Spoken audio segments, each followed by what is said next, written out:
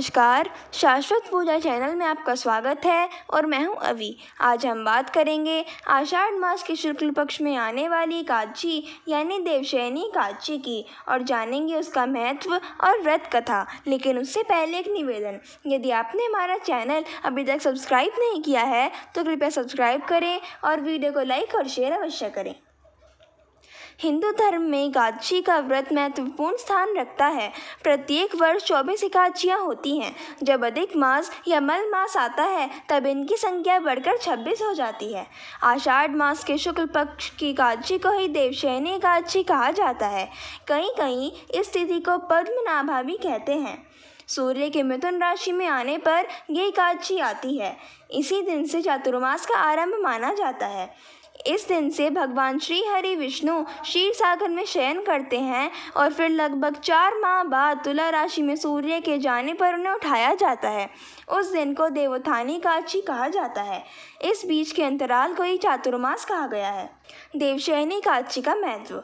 देवशयनी एकादशी तिथि से चातुर्मास का आरंभ होता है। इस दिन विष्णु जी की विशेष पूजा की जाती है जिससे सभी मनोकामनाओं की पूर्ति हो सके। ऐसा माना जाता है कि इस दिन से भगवान विष्णु निद्रा में चले जाते हैं और इस बीच संपूर्ण सृष्टि का संचालन भगवान शिव करते हैं। इसलिए चातुर्मास में भगवान शिव और उनके परिवार की पूजा की जाती है।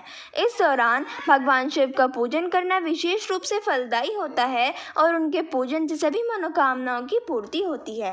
हालांकि विष्णु जी के निद्रा में होने की वजह से इस समय कोई भी शुभ कार्य जैसे शादी विवाह मुंडन आदि पर पाबंदी होती है, लेकिन पूजा पाठ की दृष्टि से यह महीना विशेष तौर पर मायने रखता है।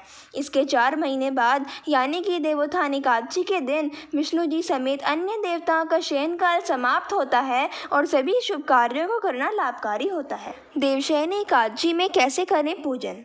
देवशयनी एकादशी के दिन व्रत करने वाले लोग इस दिन जल्दी उठकर स्नान करें। स्नान आदि करने के बाद भगवान विष्णु को साक्षी मानकर व्रत का संकल्प लें।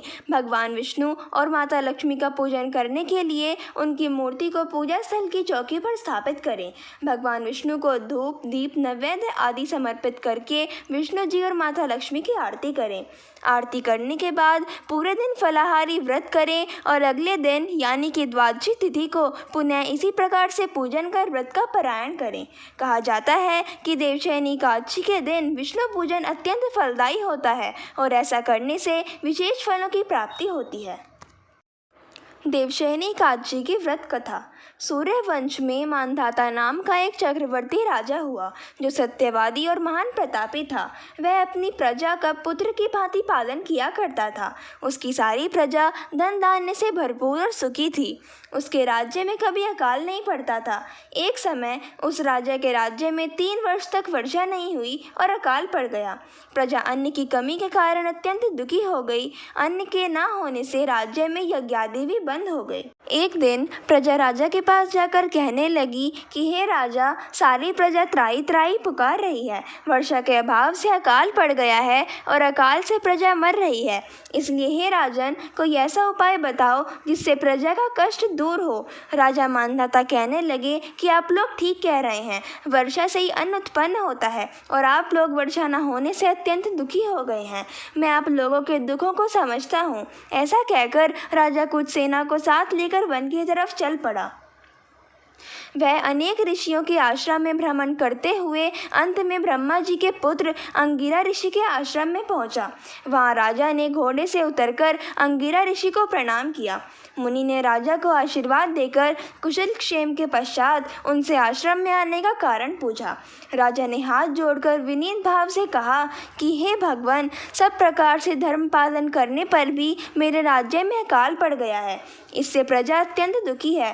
राज्य के पापों के अभाव से ही प्रजा को कष्ट होता है, ऐसा शास्त्रों में कहा है। जब मैं धर्मानुसार राज्य करता हूँ तो मेरे राज्य में अकाल कैसे पड़ गया? इसके कारण का पता मुझको अभी तक नहीं चल सका। अब मैं आपके पास इसी संदेह को निवृत्त कराने के लिए आया हूँ। कृपा करके मेरे इस संदेह को दूर कीजिए, साथ ही प्रजा के कष्ट को दूर करने का कोई उपाय बताइए। इतनी बात सुनकर ऋषि कहने लगे कि हे राजन, यह सतयुग सब युगों में उत्तम है। इसमें धर्म के चारों चरण सम्मिलित हैं, अर्थात इस युग में धर्म की सबसे अधिक उन्नति है।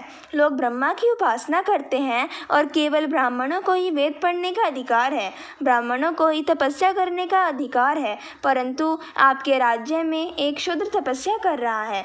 इसी दोष के कारण आपके राज्य में वर्षा नहीं हो रही है।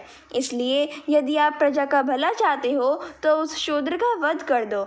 इस पर राजा कहने लगा कि महाराज, मैं उस निरपराध तपस्या करने वाले शूद्र को किस तरह मार सकता हूँ?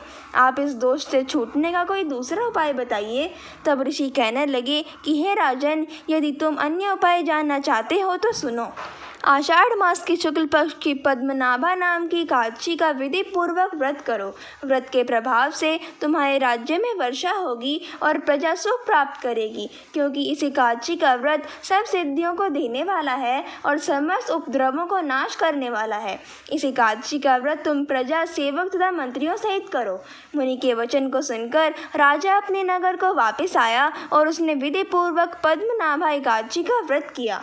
उस व्रत के प्रभाव से वर्षा हुई और प्रजा को सुख पहुंचा। अतः इस मास की एकादशी का व्रत सब मनुष्यों को करना चाहिए। यह व्रत इस लोक में भोग और परलोक में मुक्ति को देने वाला है। इस कथा को पढ़ने और सुनने से मनुष्य के समस्त पाप नाश को प्राप्त होते हैं।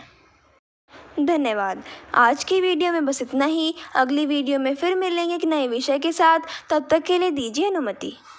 हमारे चैनल को सब्सक्राइब करें और हमारी नई वीडियोस सबसे पहले पाने के लिए बेल बटन दबाना ना भूलें।